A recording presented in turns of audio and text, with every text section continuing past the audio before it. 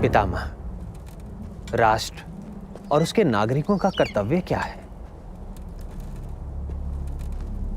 युधिष्ठिर। हाँ पितामह। राष्ट्र का कर्तव्य है कि वो किसी योग्य राजा को चुने। राजा विहीन राष्ट्र निर्बल होता है।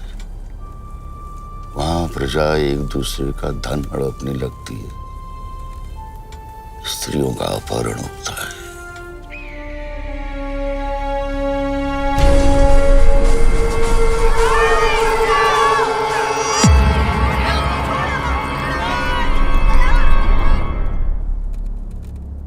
अतीत में जब राजा नहीं था तो लोग एक दूसरे को लूटने लगे।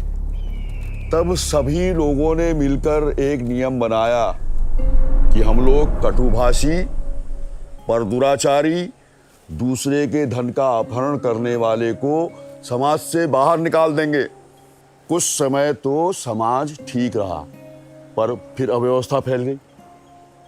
तब दुखी प्रजा ब्रह्मा जी के पास गई और उन्हें राजा देने को कहा। ब्रह्मा जी ने मनु को राजा बनने की आज्ञा दी। मनु ने यह कहकर मना कर दिया कि शासन करना कठिन है और कपट करने वाले मनुष्यों पर शासन करना तो और भी कठिन है। तब प्रजा ने मनु से कहा कि वो शासन करने के बदले में 50 पशुओं पर एक पशु, स्वर्ण का 50वां हिस्सा, अनाज का 10वां हिस्सा कर के रूप में देगी और उनके दिखाए मार्ग पर चलेगी। प्रजा जो जो धर्म करेगी उसका चौथा हिस्सा उन्हें मिलेगा। प्रजा की सहायता से ही राजा प्रजा की रक्षा करने में समर्थ होता है।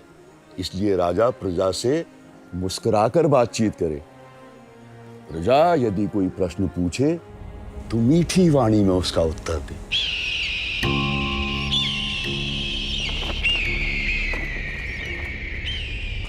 युधिष्ठिर। हाँ पितामह। धर्म का मूल राजा है।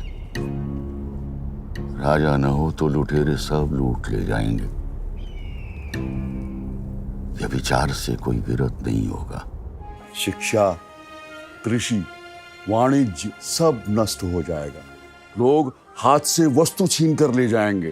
पर यदि राजा रक्षा करता है तो आभूषणों से सजी सुंदर स्त्रियां पुरुष रहित निर्भय होकर आवागमन करती हैं। सभी धर्म का पालन करते हैं। कोई किसी की हिंसा नहीं करता। पितामह, महीपति को प्रजा पालन कैसे करना चाहिए? राजा को प्रजा की आय का 6ठा भाग कर के रूप में देना चाहिए। अपराधियों से प्राप्त दंड और व्यवसायियों से प्राप्त कर से धन का संग्रह करना चाहिए। भारत दूध चाहने वाला यदि गाय का थन काट ले तो उसे दूध नहीं मिलेगा। वैसे ही यदि राजा प्रजा का शोषण करे तो राष्ट्र का विकास नहीं होगा। युधिष्ठिर, तुम माली बनो, कोयला बनाने वाला नहीं। माली पेड़ की जड़ को सींचता है, उसकी रक्षा करता है, तब उसे फूल और फल मिलते हैं। पर कोयला बनाने वाला पेड़ को समूल जला देता है। प्रजा की रक्षा राजा का सबसे बड़ा धर्म है। सभी प्राणियों की रक्षा और उनके प्रति परम दया ही श्रेष्ठ धर्म है। महाभारत में भी पुरोहित का वही स्थान था जो उसे वैदिक काल में प्राप्त था। अब सुनो भीष्म क्या कहते हैं।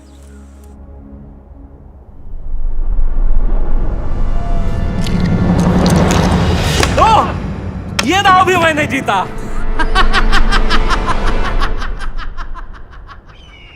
युधिष्ठिर,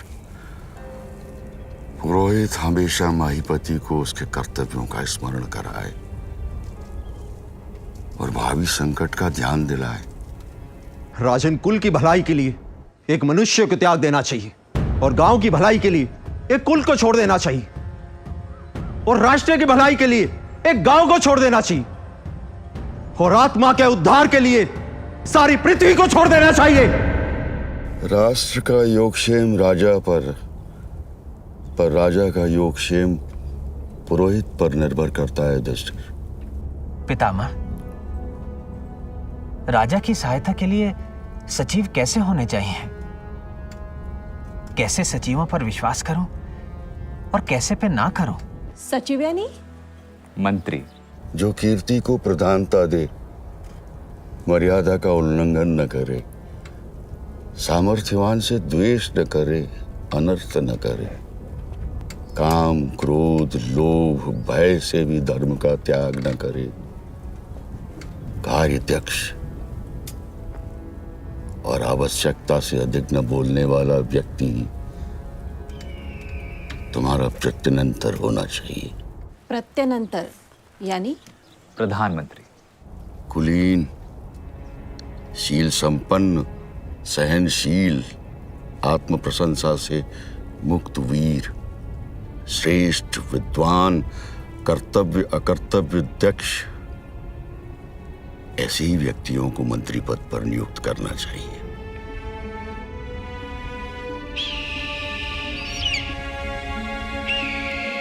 विश्वास।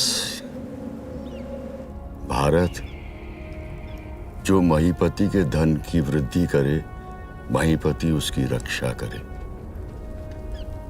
इसलिए यदि कोई भृत्य महीपति को राजकोष को नष्ट करने वाले मंत्रियों की सूचना दे तो महीपति उसे सुने और ऐसे राजसेवकों की रक्षा करे, क्योंकि चोरी करने वाले मंत्री अपना भेद खोलने वालों को अक्सर मार डालते हैं। एक इतिहास सुनाता हूं। किसी समय कौशल के सिंहासन पर आसीन थे राजा क्षेमदर्शी, और उनके राज्य में आए थे एक मनन करने वाले मुनि कालक वृक्षीय। सज्जनों, मैंने कौवों के बोलने की भाषा सीखी है, इसलिए कौवे मुझे भूत, भविष्य और वर्तमान में जो हो रहा है सब बता देते हैं।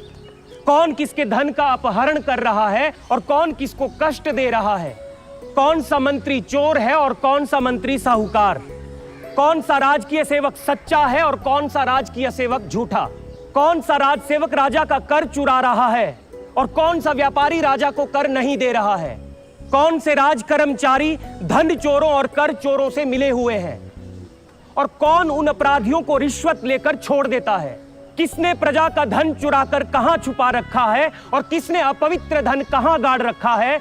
हवा में उड़ने वाले कौवे मुझे सबका हाल बताते हैं और ऐसे दुष्ट राज्य कर्मचारियों से बचने का उपाय भी सुझाते हैं। कौवे मुझे बता रहे हैं कि राजा ऐसे दुष्ट मंत्रियों के खिलाफ साक्षी देने वाले को ढूंढ रहा है। जो भी सज्जन राजा को उन चोरों के बारे में बताएगा, राजा उन्हें पुरस्कार देकर सम्मानित करेगा। आप में से कोई भी सज्जन मुझसे कौवों की भाषा सीख सकता है। जो भी सज्जन मेरे कौवे को पवित्र मन से आधी मुट्ठी अनाज देगा, ये कौवा उससे बात करेगा। जो भी सज्जन चाहे इस कौवे से भूत, भविष्य और वर्तमान पूछ सकता है। मुनि, मैं बात करूंगा आपके कौवे से।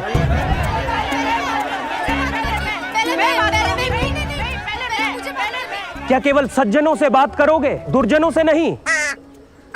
पहले उसकी सुनोगे जिसके साथ राजकीय कर्मचारी अन्याय कर रहे हैं।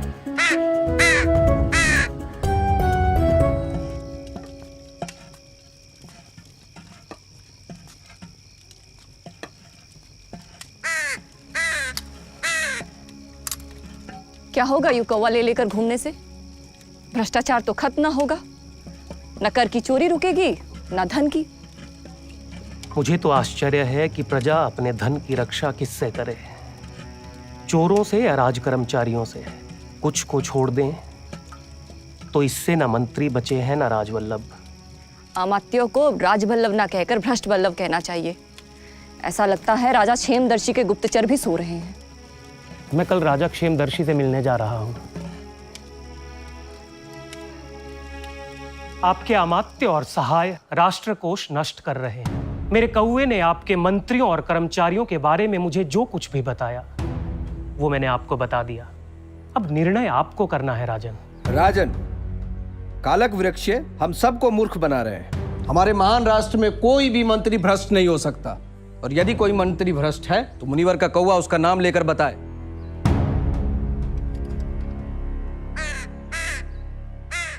राजन, मेरा कौवा कह रहा है कि वो कल सभा में भ्रष्ट कर्मचारियों और मंत्रियों का नाम बताएगा। राजन, आप मेरे कौवे को किसी मंत्री के पास सुरक्षित रखते हैं। कौन रखेगा इसे? राजन, यदि कल तक कौवे की आकस्मिक मृत्यु भी हो गई तो इसका दोष आपके निर्दोष मंत्रियों पर आएगा। इसलिए कौवा मुनि कालक वृक्ष अपने पास ही रखें। कुरुश्रेष्ठ, मुनि द्वारा तिरस्कृत सभी राज कर्मचारियों ने मिलकर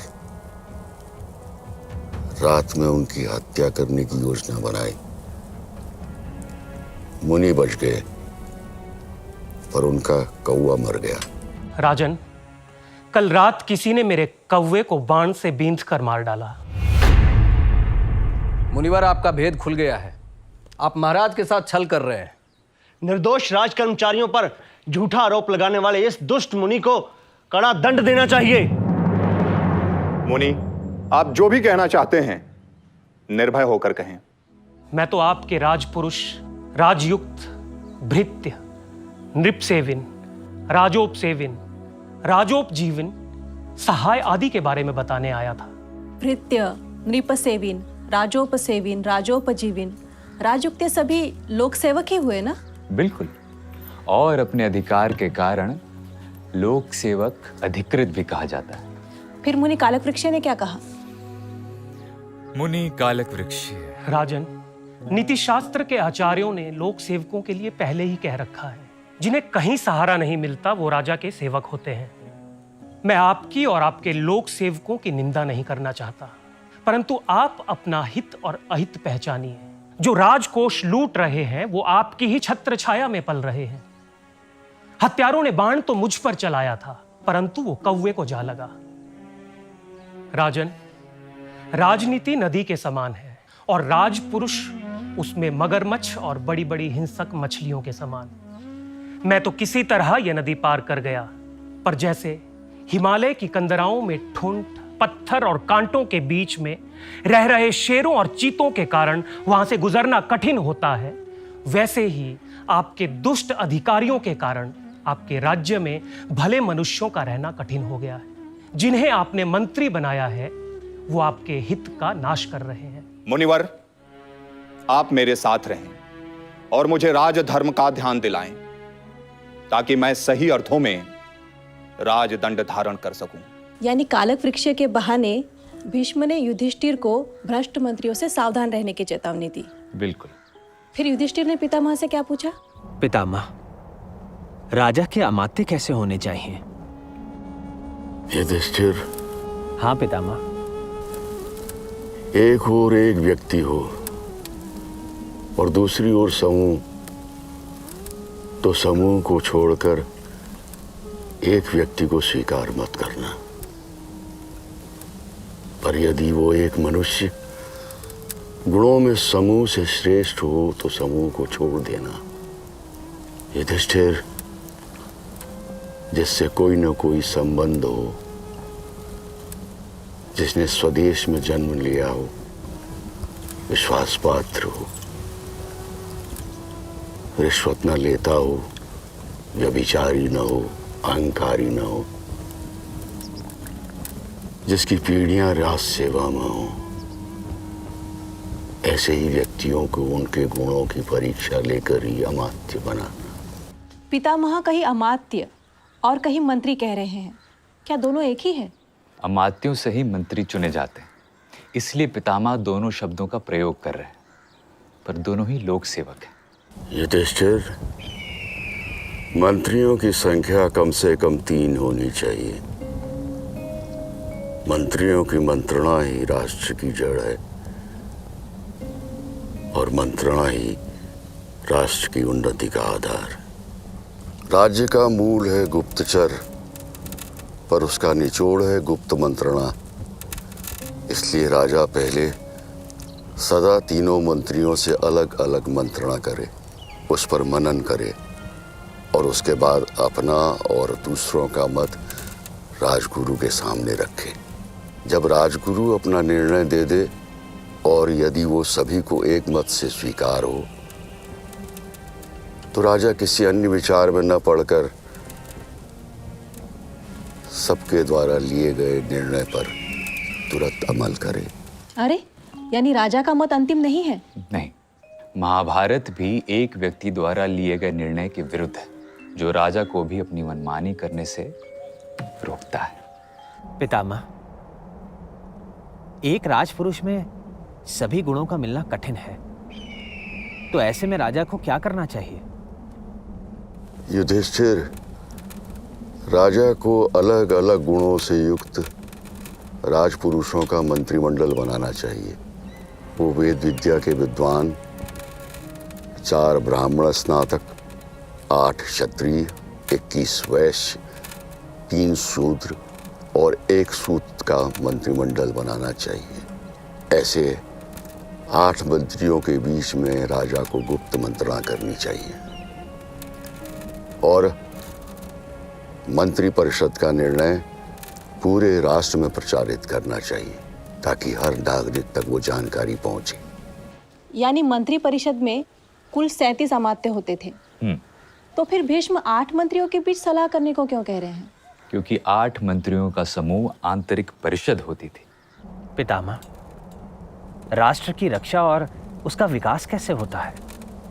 युधिष्ठिर, राष्ट्र की रक्षा के लिए राजा को हर गांव का, हर 10 गांव का, हर 20 गांव का, हर 100 गांव का और हर 1000 गांव का अलग अलग अधिपति नियुक्त करना चाहिए।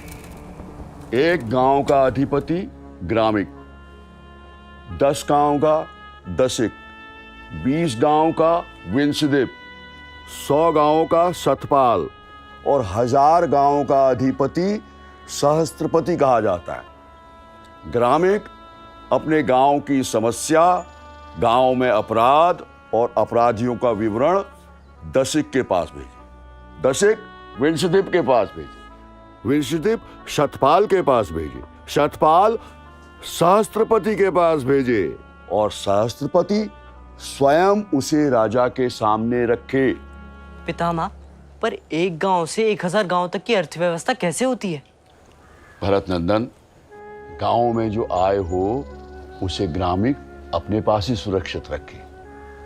उसी आय में से वो अपना नियत वेतन ले ले और उसी आय में से वो दशिक को वेतन दे, दशिक विंशदेव को वेतन दे और एक गांव की आय शतपाल का वेतन है और वो गांव धनी आबादी और धन धान्य से परिपूर्ण होना चाहिए।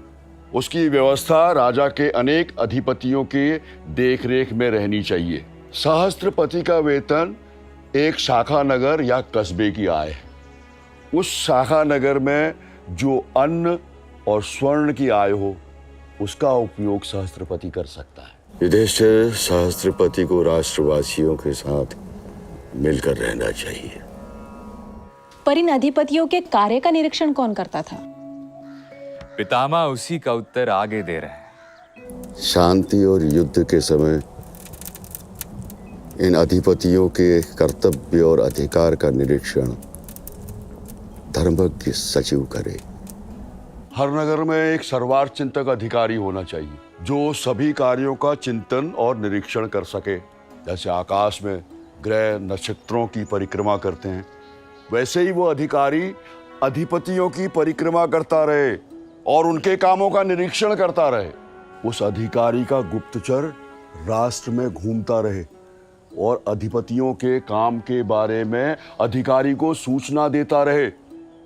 रक्षा के लिए नियुक्त रक्षा विधिकृत अक्सर क्रूर हो जाते हैं। वो धूर्तता से पराये धन का अपहरण करने लगते हैं। सर्वार्थ चिंतक अधिकारी ऐसे दुष्ट रक्षा अधिकारियों से प्रजा को बचाए। सही कह रहे पितामह। चोर रज्जुक या चोरों को पकड़ने वाले, रक्षा करने वाले और कर लेने वाले अधिकारी प्रजा से छल कर, डरा धमका कर रिश्वत लेते ही हैं। तात, कर कैसे तय करना चाहिए? वस्तु का क्रय विक्रय, उसे मंगाने का व्यय, सेवकों का वेतन और वस्तु की सुरक्षा के लिए दिया गया योगक्षेम और लाभ हानि को ध्यान में रखकर ही व्यापारियों पर कर लगाना चाहिए। युधिष्ठिर, राजा प्रजा की आर्थिक स्थिति के अनुसार ही भारी या हल्का कर लगाए। राजा को प्रजा से उतना ही कर लेना चाहिए जिससे कि प्रजा संकट में न पड़ जाए। इसलिए कृषि और वाणिज्य से राजा और प्रजा दोनों को लाभ हो, राजा को वैसे कर लगाना चाहिए।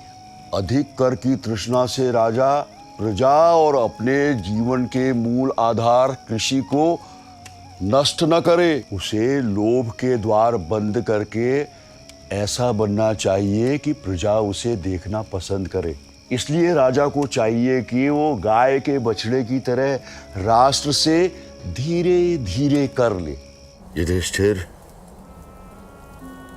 जो गाय अधिक नहीं दुही जाती, उसका बछड़ा उसके दूध से पुष्ट और शक्तिशाली होकर अधिक समय तक भारी बोझ और कष्ट उठा लेता है। पर जिसका दूध अधिक दूहिया गया हो, उसका बछड़ा कमजोर हो जाता है और वैसा काम नहीं कर पाता। इसी तरह राष्ट्र को भी अधिक दूह लेने से राष्ट्र दरिद्र हो जाता है। और युधिष्ठिर, दरिद्र राष्ट्र कोई महान काम नहीं कर पाता। इसलिए राजा अपने देशवासियों के पास जमा धन को विपत्ति के समय काम में आने के लिए बढ़ाए और उसे राष्ट्र का कोष समझे। पर यदि राजा को राष्ट्र के लिए धन की आवश्यकता पड़े तो राजा पहले धन लेने की आवश्यकता बताकर पूरे राष्ट्र में भ्रमण करे और राष्ट्र पर आने वाले भय की ओर सबका ध्यान दिलाए। वो लोगों को बताए कि राष्ट्र पर शत्रुओं के आक्रमण का भय है। इस आपत्ति के समय में मैं आपसे राष्ट्र की रक्षा के लिए ऋण के रूप में धन मांग रहा हूं। जब भय दूर हो जाएगा तो मैं आपका सारा धन लौटा दूंगा। राष्ट्र की रक्षा, सैनिकों का भरण पोषण, युद्ध टालने और सबके हित की बात बताकर भूपति समृद्ध व्यापारियों से कर ले, पर वो उन्हें कष्ट न पहुंचाए। राजा व्यापारियों की रक्षा करे, उन्हें ऋण दे, उनकी स्थिति मजबूत करे, उनका प्रिय काम करे, क्योंकि व्यापारी ही राष्ट्र के वाणिज्य, व्यवसाय और कृषि का विकास करते हैं। राजा व्यापारियों से प्रेम भाव बना के रखे, उनसे कोमलता से व्यवहार करे और हल्के कर लगाए। युधिष्ठिर, राजा को व्यापारियों के लिए ऐसी व्यवस्था करनी चाहिए कि वो देश में कहीं भी निर्भीक होकर आ जा सके और व्यापार कर सके। स्वामी, भोजन के बाद आपको नाट्य गृह जाना है। मैं भी चलूंगी साथ। क्यों? परिक्रमा करने। हे पुत्र, तुम कहाँ हो? पुत्र तुम कहाँ हो? महाराज, आप कहाँ हैं? जब मैंने सुना कि आज मेरा पुत्र रण प्रांगण में छल से मारा गया है, तो पहले से मेरा अंधा ये मुख आंसू भरी आंखों से और भी अंधा हो गया। गांधारी, क्या तुम अब भी जीवित हो? मैं अभागिन अभी तक जीवित हूँ महाराज। महाराज, महाराज। प्रणाम महाकवि। प्रणाम महाकवि। मेरे लिए कोई भूमिका लिखी या नहीं महाकवि? लिखते समय मैं अपनी कल्पना में अलग अलग पात्रों में तुम्ही लोगों को तो देखता हूँ। सिर्फ पत्नी को नहीं देखते, कल्पना में भी और यथार्थ में भी। अंक चौथा। शरशैया पर लेटे पितामह भीष्म से युधिष्ठिर पूछ रहे हैं, पितामह, अगर राजा संकट में ना हो और वो अपना राजकोष बढ़ाना चाहे, तब उसे क्या करना चाहिए? युधिष्ठिर, जैसे भौरा धीरे धीरे फूल का रस लेता है, मनुष्य बछड़े को कष्ट न देकर गाय को धीरे धीरे धोता है, उसके थनों को कुचलता नहीं है, वैसे ही राजा को कोमलता से राष्ट्र रूपी गाय को धोना चाहिए। जैसे जोंक धीरे धीरे शरीर का रक्त चूसती है, वैसे ही राजा को कोमलता से राष्ट्र से कर वसूल करना चाहिए। जैसे बाघिन अपने बच्चों को दांत से पकड़कर इधर उधर ले जाती है, पर न तो उन्हें काटती है और न उन्हें चोट पहुंचाती है, ऐसे ही राजा प्रजा से कर ले। जैसे तीखे दांत वाला चूहा सोए हुए आदमी के पैरों को ऐसी कोमलता से काटता है कि उसे पता भी नहीं चलता, राजा को बिना दुख पहुंचाए वैसे ही कर लेना चाहिए। युधिष्ठिर, जो धन दान प्रयोजक उचित से अधिक कर वसूल करते हैं या करवाते हैं, उन्हें दंड देना चाहिए। धन दान प्रयोजक यानी कर लेने वाले अधिकारी। दूसरे अधिकारी धन दान प्रयोजकों को बलि और कर लेने की शिक्षा दें। बलि यानी स्वेच्छा से राजा को राष्ट्र के लिए दिया गया धन। आगे। राजा देश के धनी व्यक्तियों का सदा सम्मान करे, उनसे विनय पूर्वक कहे कि आप मुझ पर और मेरी प्रजा पर हमेशा कृपा दृष्टि रखें।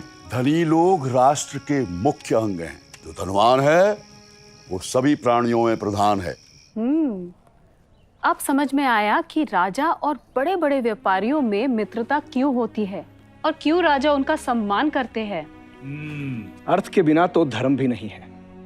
ये सारा संसार ही अर्थ से चलता है। पर धर्म युक्त अर्थ। आगे। युधिष्ठिर, छोटे और बड़े व्यापारी और व्यापार के लिए दुर्गम प्रदेशों में जाने वाले तुम्हारे व्यापारी कहीं भारी कर से परेशान तो नहीं है? नहीं पितामह। किसान अधिक लगान देने के कारण कष्ट में तो नहीं है युधिष्ठिर? नहीं पितामह। युधिष्ठिर, किसान ही राजा का भार वहन करते हैं। उन्हीं के दिए अन्न से सभी का निर्वाह होता है, इसलिए तुम अपने धर्म का पालन करो। पितामह, वो मैं कैसे करूं? राजन, राजा धर्म का पालन करने के लिए होता है, सुखों का उपभोग करने के लिए नहीं। संसार धर्म पर स्थित है और धर्म राजा पर। जिसमें धर्म विराज रहा हो उसी को राजा कहते हैं। नरेंद्र, धन से ही धर्म की उत्पत्ति होती है। सबको धारण करने के कारण उसे धर्म कहा गया है। यह धर्म अकर्तव्य का अंत करने वाला माना गया है। साधु साधु। प्रणाम भीष्म, प्रणाम व्यास। क्या कह दिया भीष्म ने? सारा संसार धन पर और धन राजा पर। जहां कर्म है वहां धन है, और ये धन संसार को धारण किए हुए है, इसीलिए वो धर्म कहा जाता है। वाह। विधाता ने दुर्बल की रक्षा के लिए ही राजा की रचना की है। इसलिए दुर्बल को कभी न सताना, क्योंकि उसके क्रोध की आग राजा को जड़ सहित जला देती है। राजन, पुत्र के अपराध को भी क्षमा न करना राजधर्म है। प्रिय से प्रिय व्यक्ति भी अपराध करे तो उसे दंड देना राजधर्म है। व्यापारियों की पुत्र की तरह रक्षा करना राजधर्म है। दीन, अनाथ, वृद्धों के आंसू पोंछना राजधर्म है। प्रजा के मन में हर्ष उत्पन्न करना राजधर्म है। सत्य का पालन करना राजधर्म है। युधिष्ठिर। पितामह, राजा का व्यवहार कैसा होना चाहिए? मंत्री, सहाय, अनुचर सभी राजा के पद चिन्हों पर चलते हैं। इसलिए जिस राज्य में राजा दुर्बल प्रजा पर अत्याचार करता है, वहां उसके सहायक अत्याचार को अपनी जीविका बना लेते हैं। युधिष्ठिर, ऐसा राष्ट्र शीघ्र ही नष्ट हो जाता है। राजा को मिथ्या भाषण नहीं करना चाहिए। राजा भी मिथ्या भाषण करते हैं। बहुवै राजन्यो अनृतम करोति। राजा बहुत अधिक असत्य का आचरण करते हैं। कोई भी प्रश्न करे, उसका उत्तर देने में राजा संकोच न करे, किसी की निंदा न करे। अपना प्रिय हो तो बहुत प्रसन्न न हो, और अप्रिय हो तो भी चिंता न करे। जो केवल अपने मत का आग्रह नहीं रखता और दूसरों के मत को भी स्वीकार करता है, ऐसे राजा के पीछे संसार चलता है। पर जो अपने मन के प्रतिकूल होने के कारण अपने सहायकों की बात नहीं सुनता, सदा अनमनासा रहता है, वो धर्म से गिरता है। इसलिए सदा दूसरों के मत का सम्मान करना सीखो। जो मुख्य मात्य को छोड़कर कनिष्ठ राज कर्मचारियों को अपना बनाता है, वो संकट में पड़ता है। पितामह, मेरे मन में एक संदेह है। सहायक कैसे हों? क्योंकि सहायकों के बिना राजा अकेला राज्य की रक्षा नहीं कर सकता।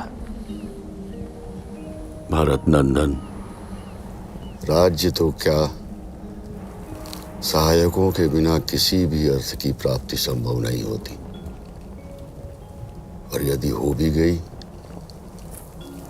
तो सदा के लिए उसकी रक्षा करना संभव नहीं होता। इसलिए सहायक आवश्यक हैं। सहायक ज्ञान विज्ञान में कुशल, हितैषी, स्नेही और कुलीन हो।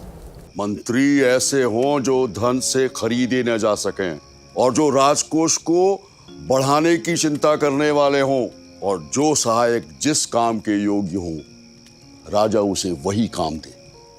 किसी भी अयोग्य सहायक को ऊंचे स्थान पर नहीं बिठाना चाहिए। ऐसा करने से वो पागलपन करने लगता है। इसलिए सिंह की जगह सिंह, बाघ की जगह बाघ और चीते की जगह चीते को बैठाना चाहिए। सिंह के पास सदा सिंह ही सहायक रहे।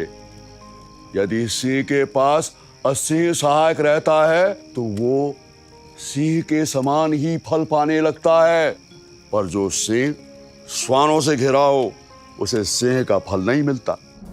युधिष्ठिर, इसलिए वीर, विद्वान, माननीय और कुलीन सहायकों से ही शासन पर विजय पाई जा सकती है। विद्याहीन, सरलता शून्य, मूर्ख और दरिद्र सहायकों से नहीं। अभी यहां तक पहुंचा हूं। कोई सुझाव या आलोचना? महाकवि, यदि भीष्म युधिष्ठिर संवाद के बीच विदूषक के जरिए वर्तमान पर व्यंग किया जाए तो उससे शांति पर्व की गंभीरता नष्ट हो जाएगी। रसिक दर्शक बिना विदूषक के भी अतीत को वर्तमान से जोड़कर देख लेगा। और अति हास्य प्रियता को भी राजा का दुर्गुण कहा है भीष्म ने। कम से कम एक दर्शक तो मेरे साथ निकला।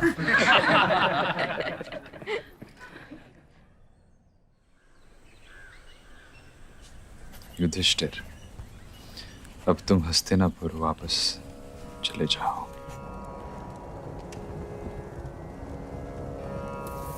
जब भगवान सूर्य दक्षिणायन से उत्तरायण पर आए तब तुम वापस आ जाना।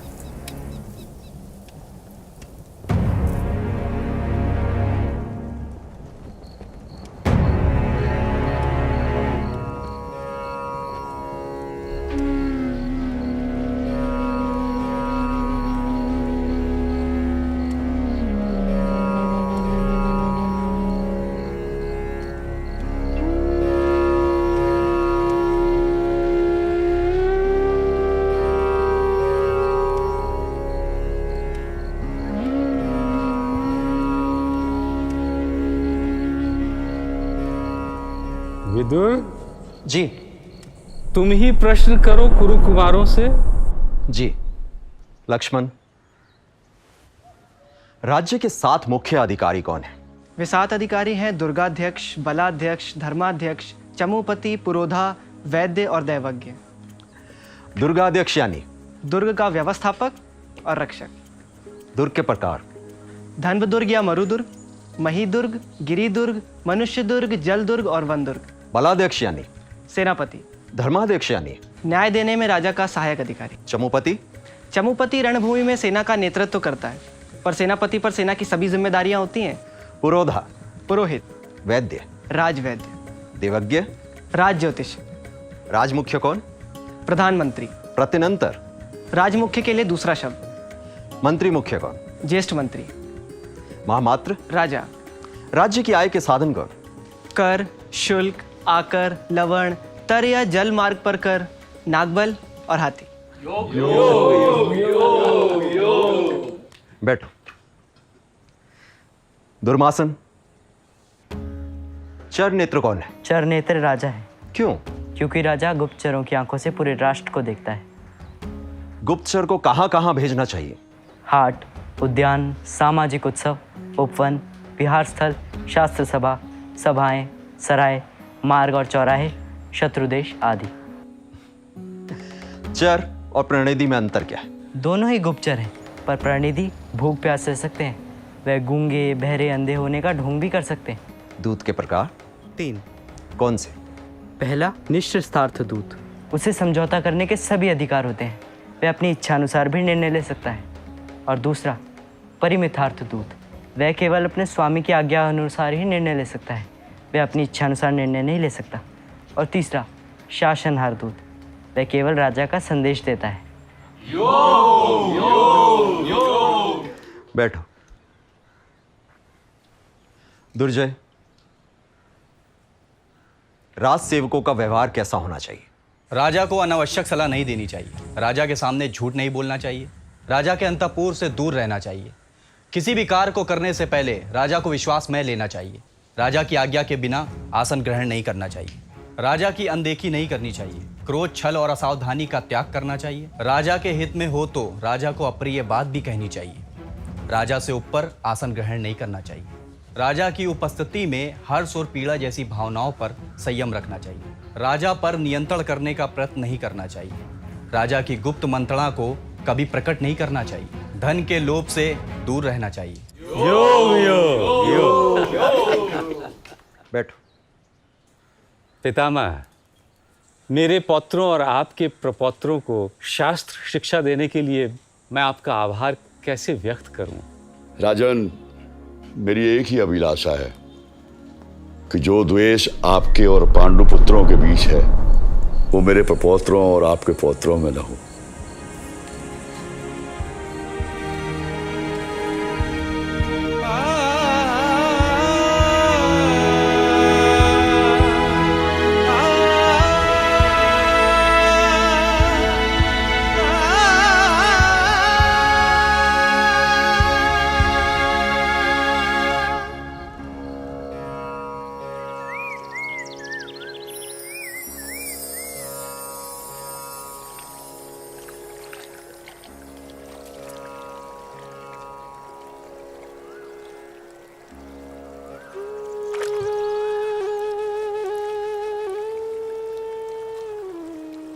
कृष्ण, जब जब धर्म का नाश होगा तो लोग तुम्हें याद करेंगे, पर जब जब राजधर्म की व्याख्या करनी होगी तो लोग भीष्म को याद करेंगे।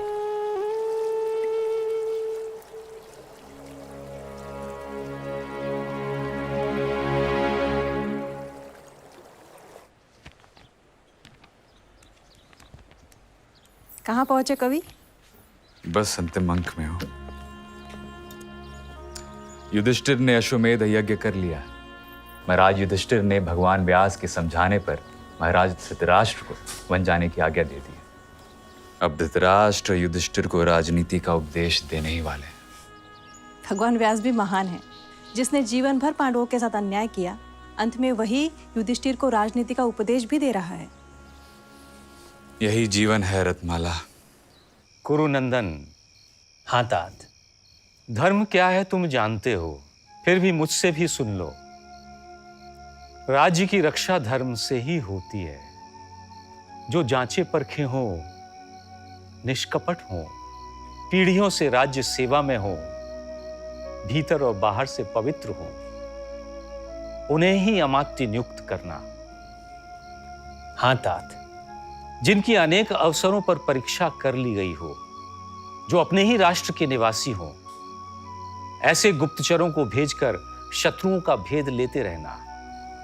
हाँ तात। युधिष्ठिर, तुम्हें ऐसा विधान बनाना चाहिए जिससे तुम्हारे न्यायाधिकारी अपराधियों को उचित दंड दें। तात। जो घूस लेते हो, कठोर दंड देने के पक्षपाती हो, झूठा फैसला देते हो, कड़वा बोलते हो, लालची हो, दूसरों का धन हड़पने वाले हो, पर स्त्रीगामी हो, ऐसे न्यायाधिकारियों को सुवर्ण दंड या प्राण दंड देना चाहिए। तात। सुबह आय व्यय का हिसाब रखने वालों से, उसके बाद सैनिकों का हर्ष और उत्साह बढ़ाने के लिए, और शाम को गुप्तचरों को मिलना चाहिए। तात। आधी रात को और दोपहर को स्वयं घूमकर प्रजा का हाल जानना चाहिए।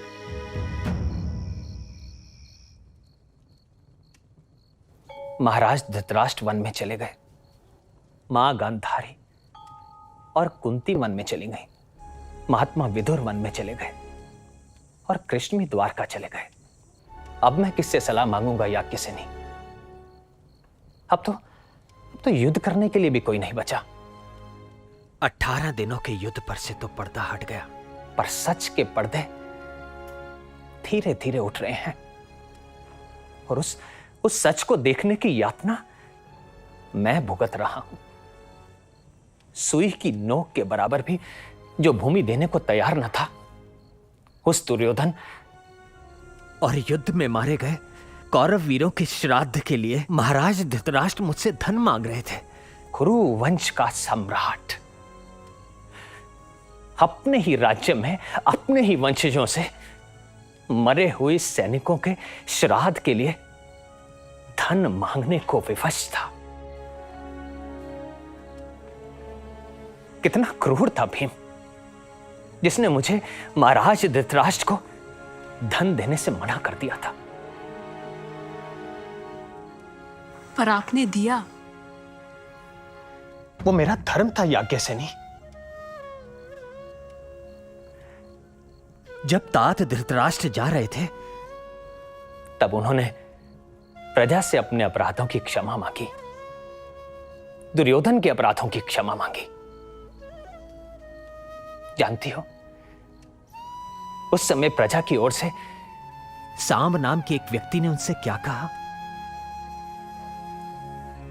उसने कहा कि दुर्योधन ने कभी भी प्रजा पर अन्याय नहीं किया और प्रजा ने भी हमेशा दुर्योधन पर एक पिता की तरह विश्वास किया। जो कौरवों का संहार हुआ उसमें ना दुर्योधन का हाथ था, ना महाराज धृतराष्ट्र का, ना कर्ण का और ना शकुनी का। ये सब दैव का विधान था। इसे विधाता की करतूत समझिए। पर 18 अक्षौहिणी सेना का जो संहार हुआ उसके लिए मैं किसे दोष दूं? जो द्यूत मैंने खेला है उसके लिए मैं किसे दोष दूं? या किसी ने जो तुम्हारा अपमान हुआ उसके लिए मैं किसे दोष दूं? दैव को, दुर्योधन को, या स्वयं को?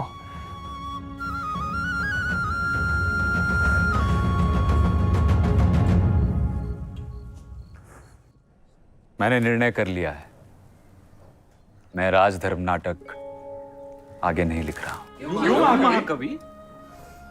क्योंकि लिखते लिखते मुझे लगा कि मैं भीष्म और व्यास के कंधों पर उचक कर राजधर्म पर लिखने की कोशिश कर रहा हूं। पर क्या मैं उन्हें चुनौती दे सकता हूं? उत्तर है नहीं। ना मैं व्यास और भीष्म की व्याख्या के विरोध में खड़ा हो रहा हूं और ना ही मैं कोई अपनी नई व्याख्या कह रहा हूं। मैं तो सिर्फ उन्हें दोहरा रहा हूं और दोहराना रचनाकार का धर्म नहीं हो सकता है। मेरा नाटक ज्ञान को दोहरा सकता है पर दर्शकों के लिए चाक्षुष यज्ञ नहीं हो सकता, क्योंकि उसमें रस नहीं, भाव नहीं, द्वंद नहीं। मैं इसे राजधर्म पर दृश्य निबंध या फिर ज्ञान सूत्र कह सकता हूं, पर वह भी अधूरा है क्योंकि राजधर्म का विस्तार अपने आप में बहुत बड़ा है। इसके लिए आने वाली पीढ़ियों के रचनाकारों को भीष्म और व्यास को प्रणाम करके लिखना होगा। महाकवि, पर नाट्य का उद्देश्य ही ज्ञान को जनसाधारण तक ले जाना है। पर मनोरंजन के साथ मेरा नाटक शास्त्र रसिकों का रंजन तो कर सकता है पर जनसाधारण का नहीं। महाकवि, पर इस नाटक से कुछ तो दर्शक तक पहुंचेगा, भीष्म तक पहुंचने की सीढ़ी तो बनेगा। प्यासा कुएं तक जाएगा, व्यास और दर्शक के बीच भास नहीं आएगा। नाटक पड़ा रहेगा, चला क्यों रहे हैं? मेरा नाटक तुम्हारे कुछ तो काम आया। तुम्हें तो उल्हाना देती रहती थी कि भोजपत्र या ताड़पत्र का भी दाम नहीं मिलता लेखक को। हंसी ठिठोली करने के लिए यही अवसर मिला आपको? रचनाकार की परेशानी को समझो रत्नमाला, कुछ भी अधूरा उसे चैन से बैठने नहीं देता। अब ना रहेगा बांस, ना बजेगी बांसुरी। नया बांस ले आती हूँ, कल से बैठकर बजाना बांसुरी। अब नया नाटक लिखिए। जो आ गया भगवती। आज मैंने जाना कि अपनी रचना जलाकर भी एक रचनाकार को सुख मिल सकता है।